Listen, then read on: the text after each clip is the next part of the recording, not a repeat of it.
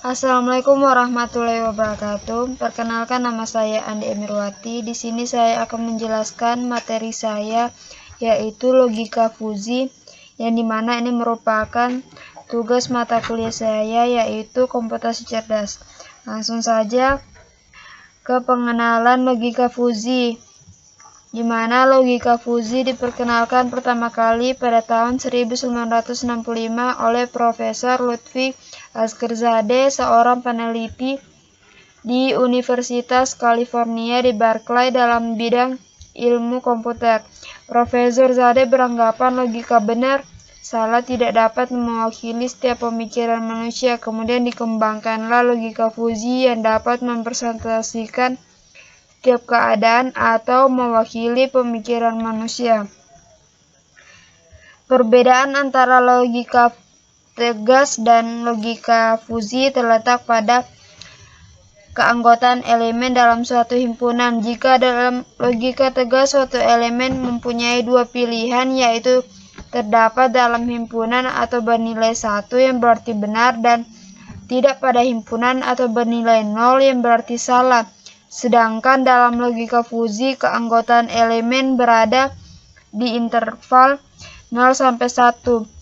Nah, kemudian lanjut di himpunan tegas, yaitu suatu kumpulan dari objek-objek yang didefinisikan secara jelas, yang artinya objek tersebut dapat ditentukan secara jelas keberadaannya. Objek yang ada dalam himpunan itu disebut elemen atau anggota himpunan. Pada umumnya, himpunan disimbolkan dengan alfabet kecil. Notasi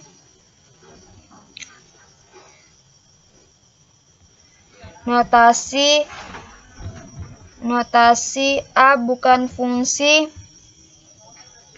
dari notasi anggota yang sama suatu elemen dibaca A anggota himpunan A, dan notasi dengan anggota yang berbeda bukan anggota himpunan A. Suatu elemen himpunan tegas A hanya mempunyai dua kemungkinan, yaitu termasuk dan tidak termasuk pada himpunan A. Dua kemungkinan tersebut direpresentasikan pada bilangan biner 0 dan 1.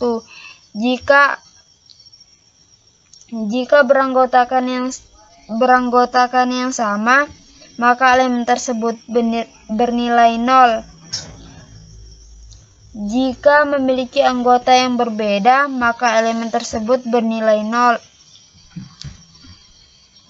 Nilai atau derajat keanggotaan suatu himpunan tegas dinotasikan dengan pi dalam kurung X. Jika X termasuk dalam himpunan A, maka pi dalam kurung X sama dengan 1, dan jika sebaliknya maka pi sama dengan pi dalam kurung X sama dengan 0. Contoh, E sama dengan Celsius, Reaumur, Fahrenheit, Kelvin. Maka dapat dikatakan bahwa pi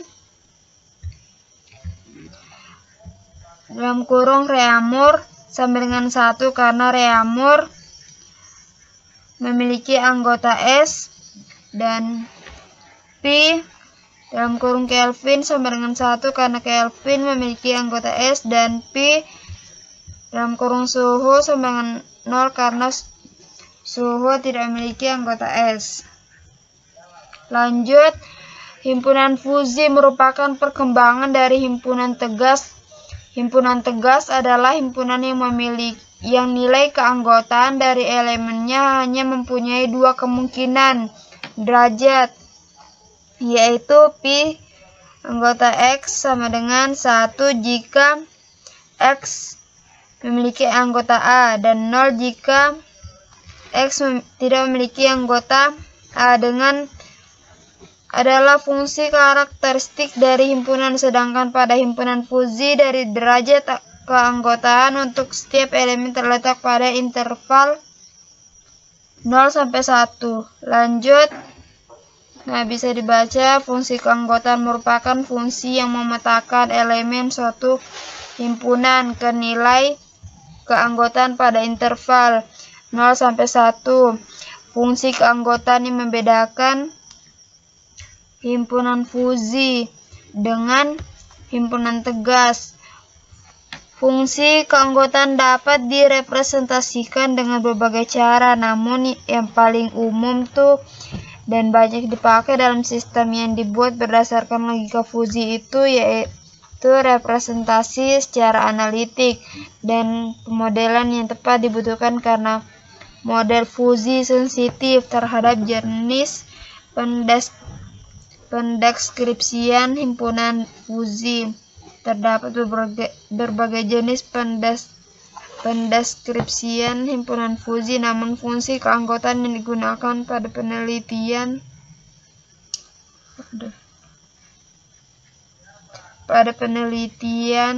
penulis yaitu representasi linier, segitiga, dan trapesium. Kita lanjut, di sini ada representasi kurva linier yang berarti representasi paling sederhana dalam fungsi keanggotaan, yaitu representasi linier yang digambarkan pada suatu garis lurus. Keadaan himpunan fuzi linier ada dua. Yang pertama, himpunan mengalami penurunan dari derajat keanggotaan 1 bergeser ke kanan menuju derajat keanggotaan yang lebih rendah, menuju 0. Nah, contoh gambarnya seperti ini. Yang kedua, ini ada fungsi keanggotaan linier. Ya, ini merupakan gambar representasi kurva naik, di mana ini mengalami kenaikan dari derajat 0 bergerak menuju derajat yang lebih tinggi. Contohnya seperti itu. Lanjut ke representasi kurva segitiga, merupakan gabungan dari representasi linier. Representasi kurva segitiga dapat dilihat di gambar ini. Saya lihat lanjut.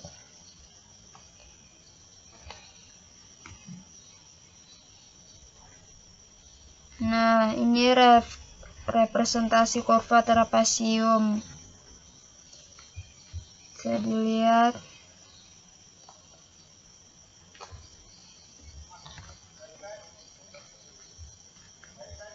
Ini kurva trapesium pada dasarnya seperti bentuk segitiga. Hanya ada titik yang memiliki nilai anggotaan.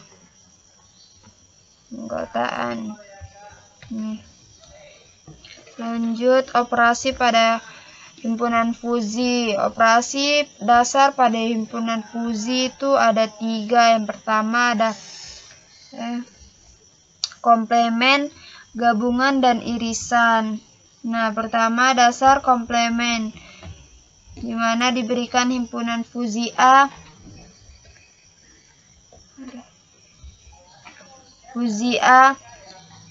pada himpunan semesta U, komplemen dari himpunan fuzi A didefinisikan contohnya seperti ini.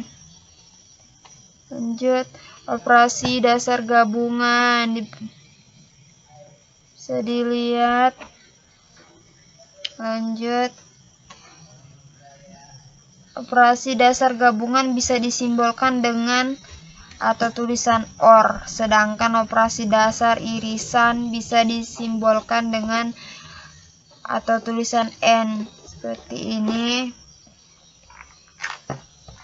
Lanjut. Nah, sistem fuzi merupakan sistem berdasarkan aturan himpunan fuzi. Nah, ini beberapa keistimewaan sistem fuzi menurut Wang 1997, yaitu yang pertama, sistem fuzi cocok digunakan pada sistem pemodelan karena variabelnya yang bernilai real. Yang kedua, sistem fuzi menyediakan kerangka yang digunakan untuk menggabungkan aturan-aturan fuzi jika maka yang bersumber dari pengalaman manusia. Nah, yang ketiga, terdapat berbagai pilihan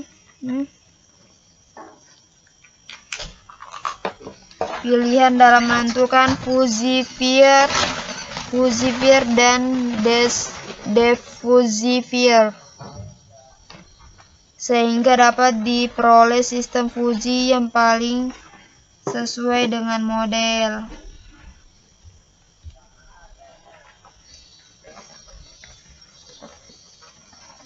Nah, ini pengujian sistem Fuzzy. Tahap pengujian dilakukan untuk menguji apakah diagnosis yang dilakukan sudah sesuai atau belum. Pengujian yang dilakukan dengan penelitian ini dengan menghitung keakurasian sistem. Keakurasian sistem didapat dari perbandingan antara hasil jumlah data yang sesuai dengan kenyataan dengan jumlah seluruh data secara matematis dapat dinyatakan dengan formula. Nah, akurasi sama dengan jumlah data yang benar dibagi jumlah seluruh data dan dikali 100%. Lanjut, kesalahan pada sistem didapat berdasarkan data masukan. Besar kesalahan dapat diketahui dengan cara, berapa besar kesalahan sama dengan 100% dikurangi akurasi.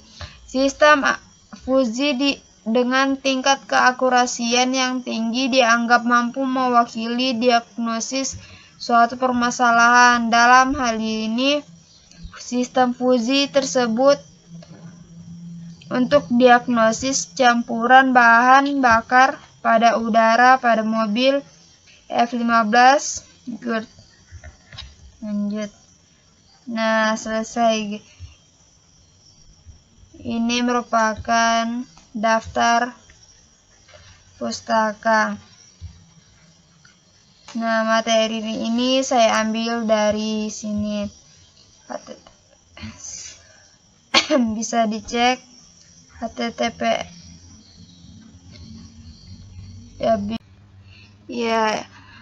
materi ini saya ambil dari sini, website ini, link ini.